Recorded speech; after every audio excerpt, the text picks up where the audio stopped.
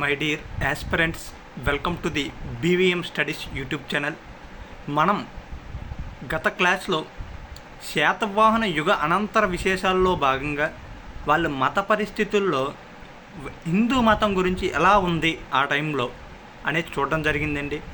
ఇప్పుడు అంటే శాతవాహన యుగ అనంతర విశేషాల్లో బౌద్ధ మతం ఏ విధంగా అయ్యా ఉంది, ఆ 400 సంవత్సరాల కాలంలో బౌద్ధ మతంలో ఏటేటి మార్పులు జరిగాయో ఒక్కసారి గమనిద్దాం రండి. చూడండి, మొదటి పాయింట్లో ఏం చెప్తున్నారంటే బ్రాహ్మణ మతోద్ధరణ ఫలితంగా బౌద్ధ మతం క్షీణించిందని కానీ మాసిపోలేదు. ఫస్ట్ పాయింట్లో ఏం చెప్తున్నారండి, మనకి ఈ యుగానికి వచ్చిన తరువాత ఏటైందటండి, బ్రాహ్మణ మతోద్ధరణ అనేది రాజుల యొక్క ధర్మంగా వాళ్ళ కర్తవ్యంగా భావించారన్నమాట. ఈ హిందూ మతం ఉద్ధరణే వాళ్ళ యొక్క ముఖ్య పని. దానివల్ల ఏంటంటే బౌద్ధ మతం అట కొద్దిగా అయితే అంటే ఫాల్ డౌన్ అయితే జరిగిందండి అక్కడ. కానీ మాసిపోలేదు, అంటే పూర్తిగా తుడిచిపెట్టుకోపోలేదని గుర్తుపెట్టుకోవాలండి. అంటే ఫాల్ డౌన్ అయితే జరిగింది కానీ పూర్తిగా మాత్రం రూపురేఖలు లేకుండా కోల్పోలేదన్నమాట.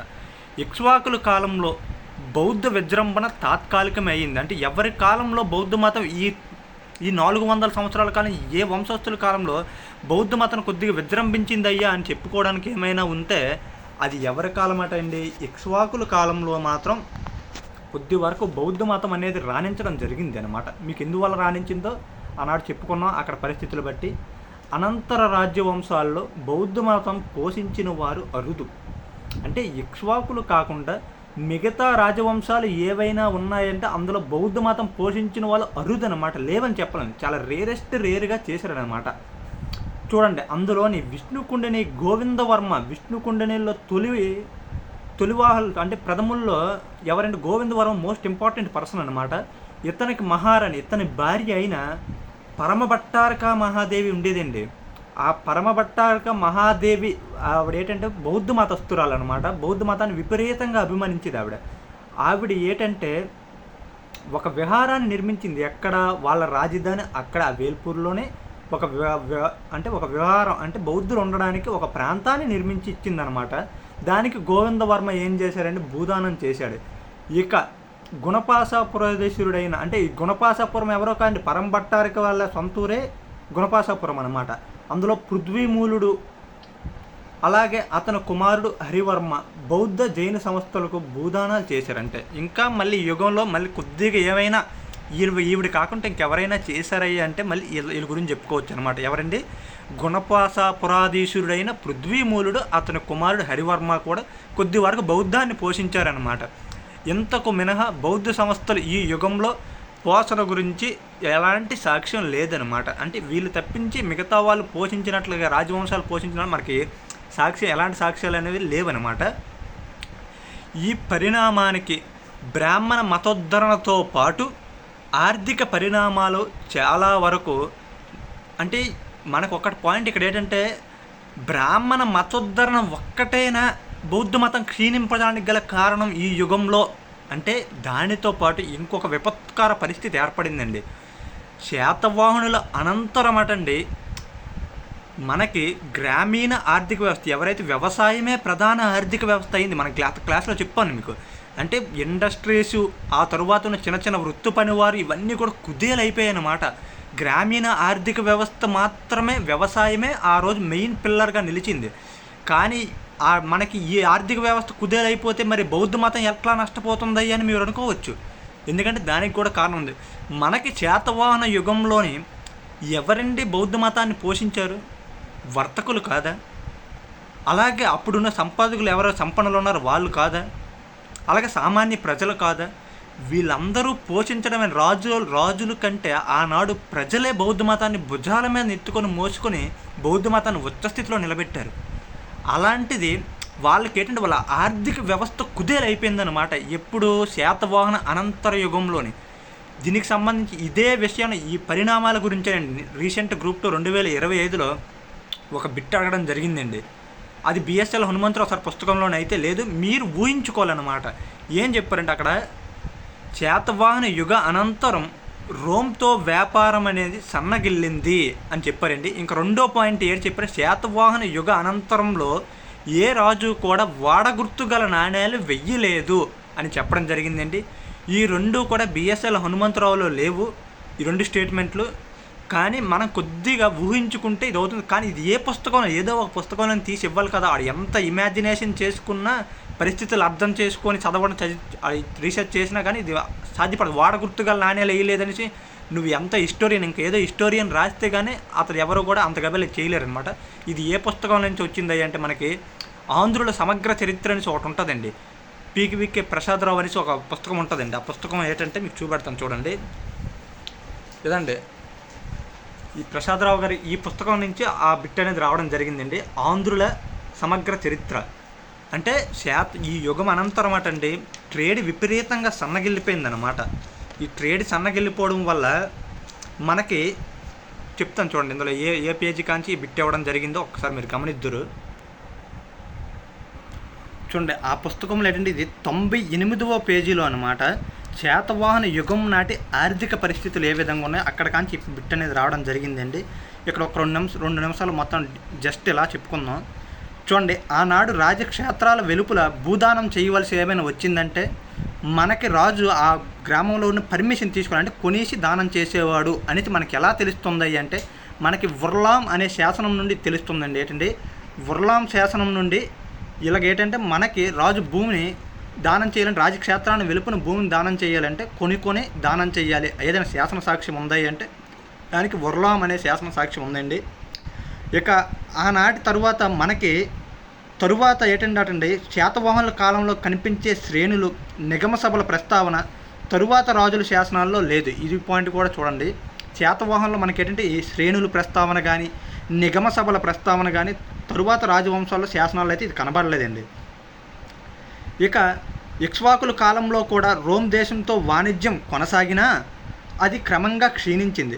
ఇక్ష్వాకుల కాలం చివరినటండి రోమన్ సామ్రాజ్యం క్షీణించడంతో మనకి రోమ్తో వాణిజ్యం కూడా క్షీణించింది. రోమ్తో వాణిజ్యం క్షీణించడం గల కారణం ఏంటి, అటు పక్క రోమన్ సామ్రాజ్యం క్షీణించింది. దానివల్ల ఏంటంటే ఇక్కడ మన దగ్గర ఇక్కడ ఉన్న ట్రేడ్ కూడా ఎఫెక్ట్ అయిందనమాట. ఇక ఆనాడు మనకి ఏంటంటే శాతవాహన యుగ అనంతరం నాణ్యాలట బహుస్వల్పంగా ఉన్నాయి. అంటే దీన్ని బట్టి వాళ్ళ ఆర్థిక వ్యవస్థను అర్థం చేసుకోవచ్చు అనమాట. ఏంటంటే అలా నాణ్యాలు అనేవి ఏంటండి మనకి బాగా స్వల్పమైపోయి, అంటే అప్పుడేమో మందంగా ఉండే నాణ్యాలు, వీళ్ళ కాలంకి వచ్చేసరికి కొద్దిగా మందం తగ్గిందనమాట, సైజు తగ్గింది. దానివల్ల ఏంటంటే ఆనాడు కొద్దిగా బలహీనతకు సంకేతం అనమాట ఇవన్నీ. ఇక అంతేకాక శాతవాహనుల తరువాత మరెవ్వరు కూడా వాడబొమ్మతో నాణ్యాలను వెయ్యలేదు. ఈ స్టేట్మెంట్ కూడా అడగడం జరిగిందండి. ఇది మనకి ఇందులో దీన్ని కూడాను అంటే తరువాత మరెవ్వరు కూడా వాడబొమ్మతో గల నాణ్యాలట శాతవాహనుల తరువాత ఎవరు కూడా వేయలేదట. దీనికి కారణం ఏటయ్యా ఉండొచ్చు అంటే వర్తక వాణిజ్యాలు క్షీణించడమే. ఇక అప్పటికి ఇప్పటికి ఏంటంటే ఇంకొక పాయింట్ కూడా, గ్రామీణ జీవితం అనేది బాగా పెరిగిందనమాట. శాతవాహనంలో కొద్దిగా పట్టణ స్టైల్ ఉండేది కదా అక్కడ, ఇక్కడికి వచ్చేసరికి గ్రామీణ నాగరికత కొద్దిగా ఎక్కువైంది. గ్రామీణ ప్రాంతం ఎక్కువైంది అంటే అర్థం ఏంటంటే కొద్దిగా డెవలప్మెంట్ తక్కువైంది. శాతవాహనుల కాలంలో ఉచ్చస్థితి నగరాలు కూడా ఏర్పడ్డాయి అనమాట. ఇక్కడ అంత లేదు. వ్యవస్థ మళ్ళీ 400 సంవత్సరాల శాతవాహనుల అనంతరం క్షీణించిపోయిందనమాట. ఇక ఈ యుగం నాటి సాంఘిక పరిస్థితులు ఎలాగున్నాయి, కొద్దిగా ఇంపార్టెంట్ పాయింట్లు చూద్దాం చూడండి. శాతవాహన యుగానికన్నా ఈ యుగంలో వర్ణధర్మాలు బలపడ్డాయి. ఏంటండి వర్ణధర్మాలు బలపడ్డాయి అని చెప్తున్నారండి. మనకి వర్ణధర్మాలట ఈ యుగంలోని బలపడ్డాయట.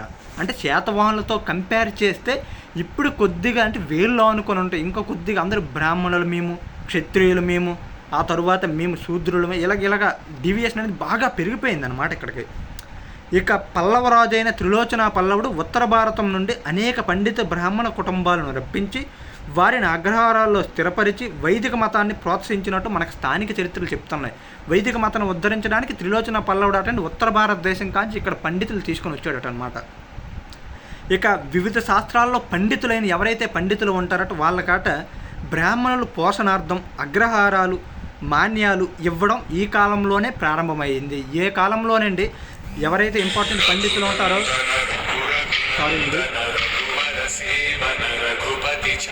అంటే ఇక్కడ గమనించండి, అంటే మనకి బ్రాహ్మణులకి పోషణ అంటే బ్రాహ్మణులు పోషణించాలి, వాళ్ళని గౌరవించాలి అనే ఉద్దేశంతో ఏంటంటే అగ్రహారాలు మాన్యాలు ఇవ్వటం ఏ కాలంలో ప్రారంభమైందంటే శాతవాహన యుగ అనంతర పరిస్థితులు ఇది ప్రారంభమైందటండి.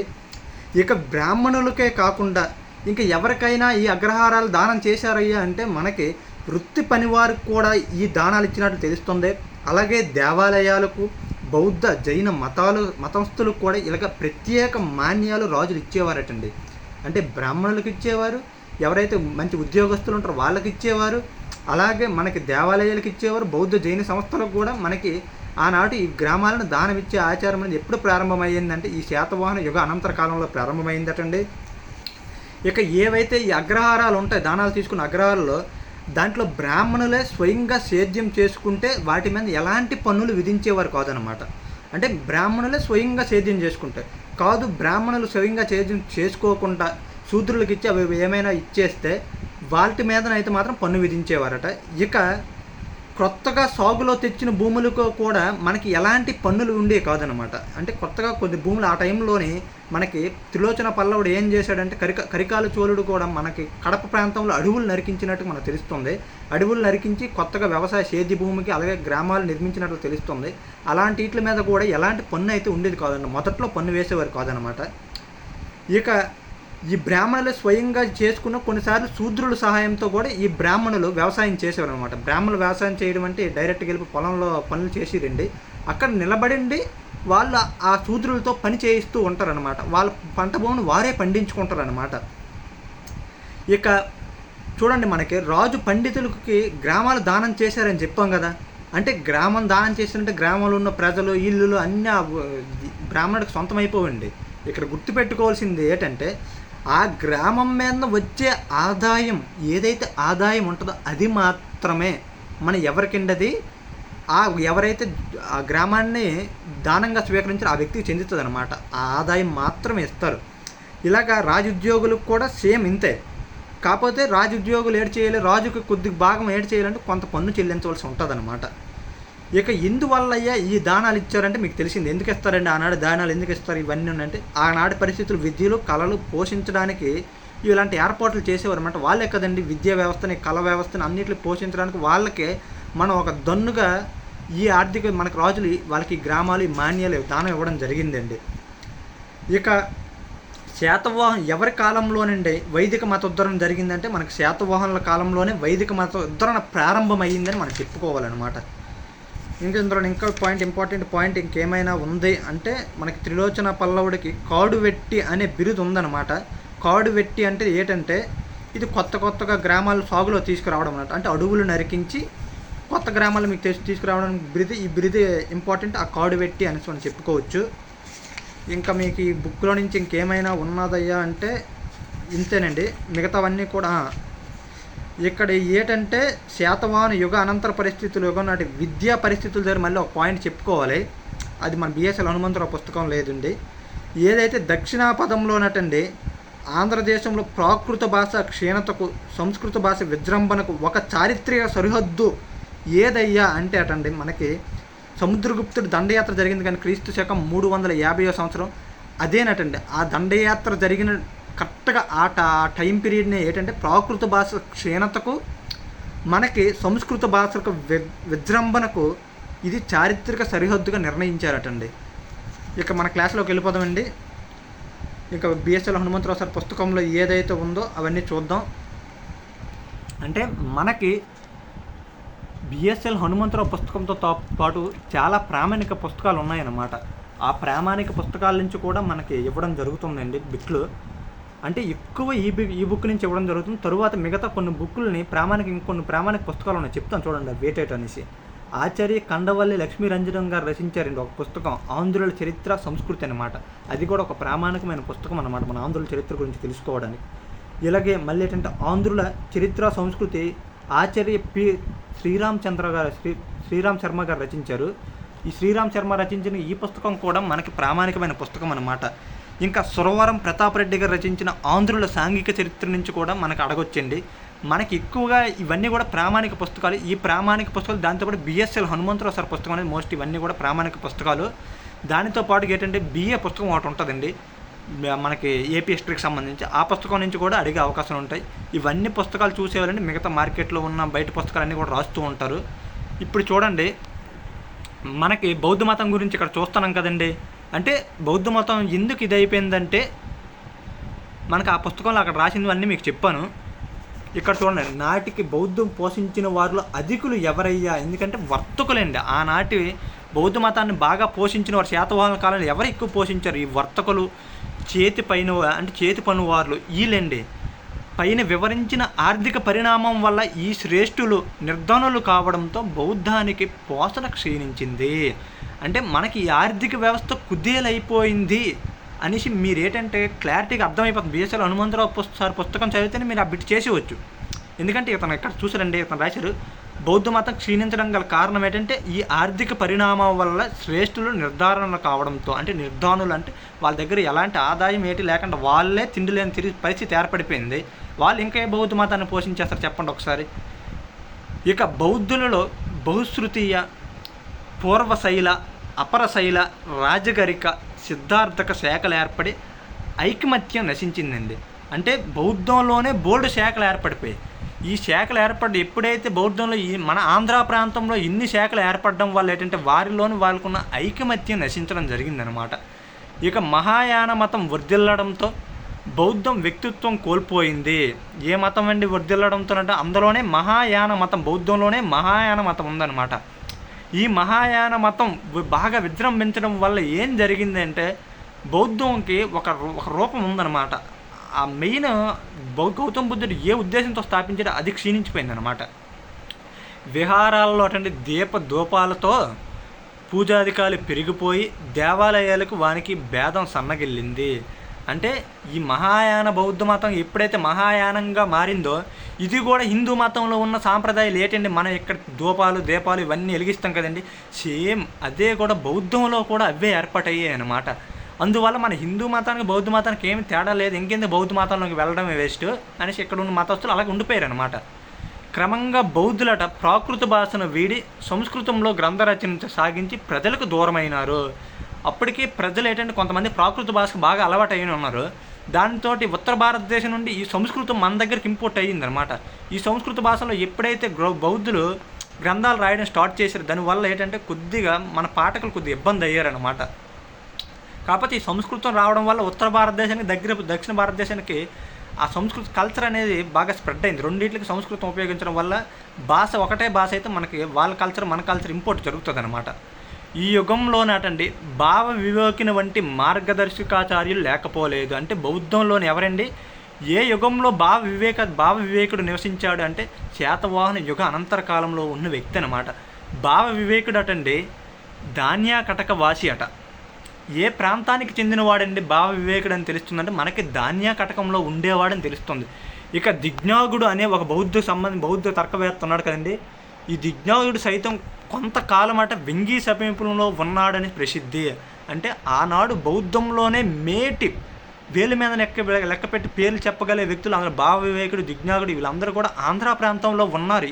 ఏ యుగంలోని శాతవాహన అనంతర యుగంలో ఉన్నారు. కానీ మనకి ఏం తెలుస్తుంది, వీరు అటండి మత ప్రచారం కంటే తాత్విక చింతనలోనే గడిపినట్లు తెలుస్తుంది. మరి ఇంత గొప్ప వ్యక్తులు ఆ కాలంలో ఉన్నారు కదా, మరి ఏం బౌద్ధ మతం క్షీణించిపోయిందయ్యా అంటే వీళ్ళు ఏం చేశారటండి, మత ప్రచారాన్ని చేయలేదన్నమాట. వాళ్ళు తాత్విక చింతన అంటే వాళ్ళ మేధోశక్తిని పెంచుకోవి ఒక తాత్విక చింతన పెంపొందించుకున్నట్లుగా గడిపిస్తుంది. కానీ మతాన్ని ప్రచారం చేసినట్లుగా అయితే వీళ్ళకి సంబంధించింది ఏది కనబడట్లేదండి. జనాదరణ తగ్గుతున్న ఈ సమయంలో అమానుష శక్తులు సాధించిన ప్రజాదరణ పొందాలనే ఆసక్తితో బౌద్ధ మతస్థులు తాంత్రిక విద్యలను ఆశ్రయించడం ఫలితంగా మహాయానం వజ్రాయానానికి దారితీసింది. కొంతమంది అమానుష శక్తుల వల్ల ఈ ప్రజాదరణ పొందాలనే ఆసక్తి వీళ్ళలో కూడా పెరిగిపోయిందన్నమాట. ఆ టైంలో ఏంటంటే మీకు తాంత్రిక శక్తులకి హిందూ మతంలో కూడా మూఢనమ్మకాలు చాలా ప్రబలంగా ఉన్న కాలం అది. అలాంటప్పుడు మనం కూడా ఈ తాంత్రిక విద్యలు నేర్చుకుంటే బౌద్ధ మతస్థులకి అలాంటి ఐడియాలజీ వచ్చిందనమాట. ఆ ఐడియాలజీ నుంచి వచ్చిందేనండి మనకి ఏ మతం అండి, వజ్రాయానం. బౌద్ధ మతంలో మరొక శాఖ. ఇక్కడైతే తాంత్రిక విద్యలు ఉంటాయి. మనకి ఇప్పుడు చూసారు, ఇప్పుడే మనకి అఘోరాలు ఎలాగైతే ఉంటారో మన తాంత్రిక విద్యలే కదండి, వాళ్ళు కూడా మనకి ఏదైనా బాగు చేయగలిగే సత్తా ఉన్న వ్యక్తులు అనమాట వాళ్ళు. అలాంటిది సేమ్ బౌద్ధంలో కూడా ఈ వజ్రాయన మతంలో కూడా ఈ తాంత్రిక విద్యలు ఉంటాయన్నమాట. చూడండి, బుద్ధుడు కాలచక్ర తంత్రాన్ని ధాన్యాకటకంలో బోధించినాడని దశైలుడు, అంటే బుద్ధుడు దశైలుడు అని బుద్ధుని అని పిలుస్తారనమాట. ధారణను నిక్షిప్తం చేసినందునే ధరణికోటకు పేరు వచ్చిందని గాథల ప్రచారంలో ఉన్నాయి. అంటే ఈ పాయింట్ బట్టి మనకి ఏం తెలుస్తుందంటే బుద్ధుడు ఆంధ్రదేశానికి వచ్చాడు. గౌతమ్ బుద్ధులో ఇక్కడే స్వయంగా మన ఆంధ్ర ప్రాంతంలో తిరిగిన వ్యక్తిని, అందువల్ల బౌద్ధ ఆనాడు ఒక ఊపు అందుకుంది.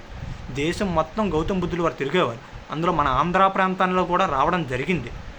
ఆ బుద్ధుడు ఇక్కడికి వచ్చిన తరువాత ధాన్యకటకంలో కాలచక్ర తంత్రాన్ని బోధించాడటండి. ఎక్కడండి, ఏ ప్రాంతంలో కాలచక్ర తంత్రాన్ని బోధించినట్లు మన కథల ద్వారా తెలుస్తుందంటే ధాన్యకటకంలో తెలుస్తుంది.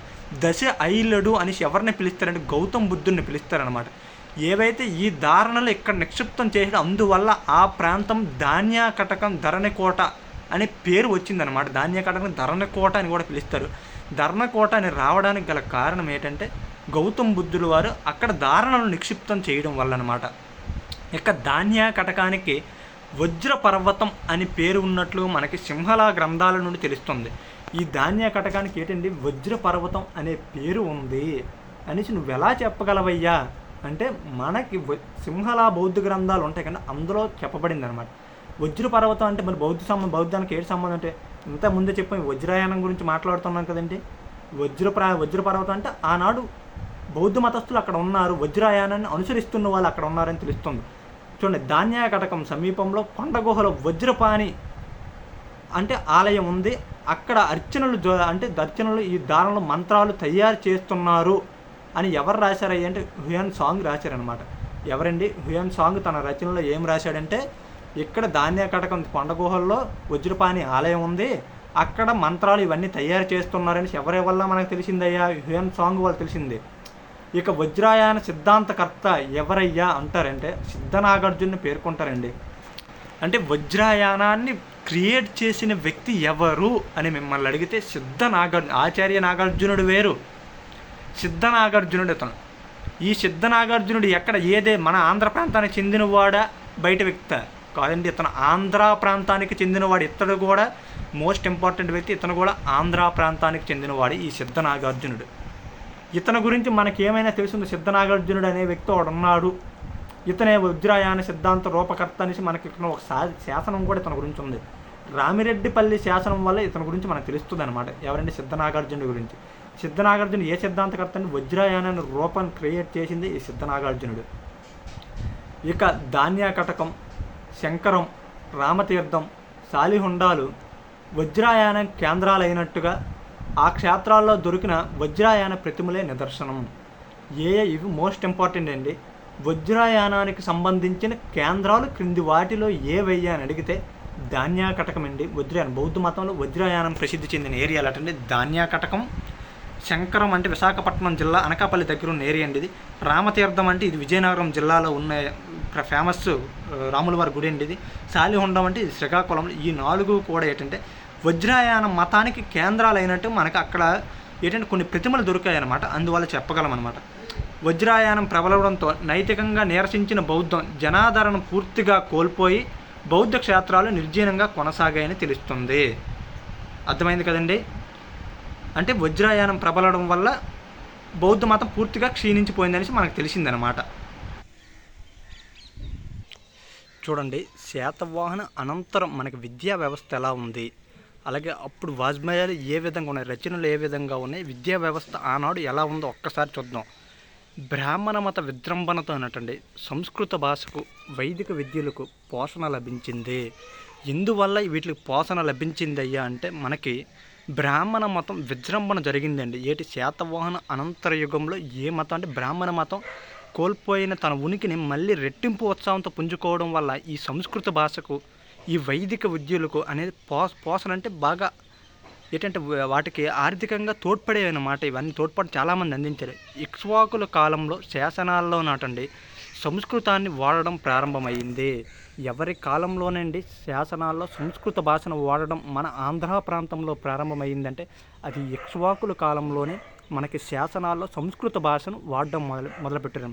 మరి అంతకుముందు ఏ భాష ఉపయోగించారు అంటే మనకి అంతకుముందు ప్రాకృత భాషను ఉపయోగించడం జరిగిందండి.